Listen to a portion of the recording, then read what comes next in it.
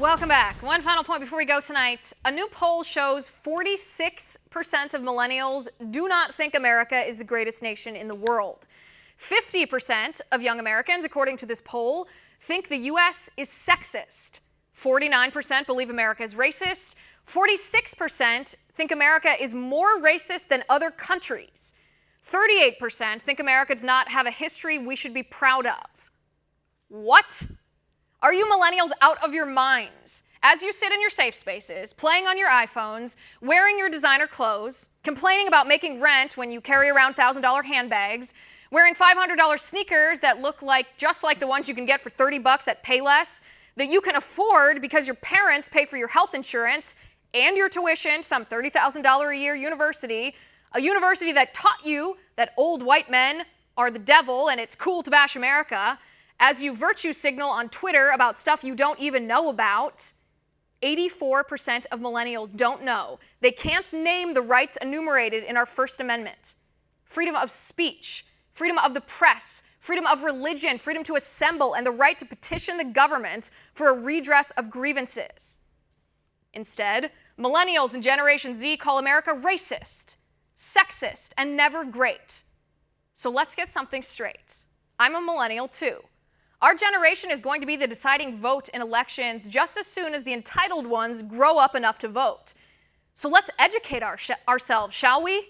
We are the nation that defeated the tyranny of King George, who was taxing us into oblivion in order to control us. We are the nation that defeated Adolf Hitler and the Nazis. We are the nation that defeated Soviet Russia and the Iron Curtain. We are the nation responsible for the fall of the Berlin Wall. In our own nation, the moral courage of Americans of all skin colors defeated the evils of slavery and ushered in an era of civil rights and equality for all, the like which we'd never seen before in the history of the world.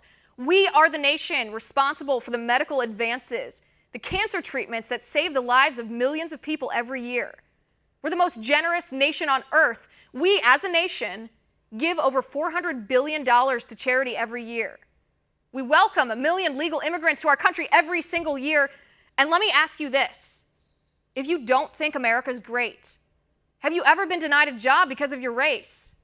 Well, if so, that's illegal. Have you ever been kicked out of school because you're a girl? If so, that's illegal. If America isn't great, what nation is better? What nation is greater? What other nation has helped pull more people out of poverty across the world than the United States of America? We watched people in the Soviet Union eat shoes so they didn't starve under the socialist dictatorship there. We watched people in Cuba get shot by the government for criticizing Fidel Castro and his communism. We're watching the people in Venezuela right now starve and flee their nation as their economy collapses and government cracks down and takes away their freedom thanks to socialism. We've watched Nazi Germany exterminate 11 million innocent people. Red China force dissidents into labor camps.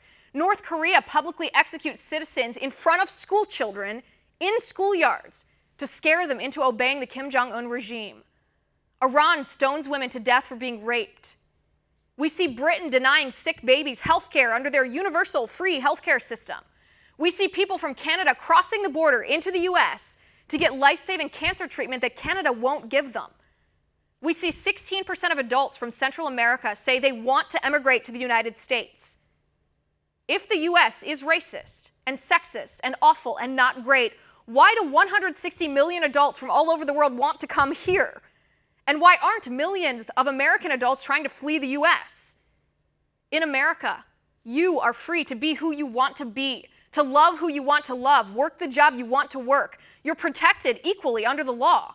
Government cannot violate your rights. You're free to say what you want, worship the God you want, criticize the government when you want, and live in the most prosperous, generous, most compassionate, freest nation on earth.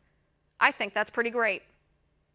And that is my final point. You can reach me on Twitter at Liz_Wheeler. If you liked the show, please send me an email at oann.com/contact. In the meantime, catch us here tomorrow at 9 p.m. Eastern. And until then, have a good night. Want to see more videos like this? Click on the link below and subscribe to One American News on YouTube. And call your cable provider and kindly demand that One American News is added to your lineup. Call and subscribe today.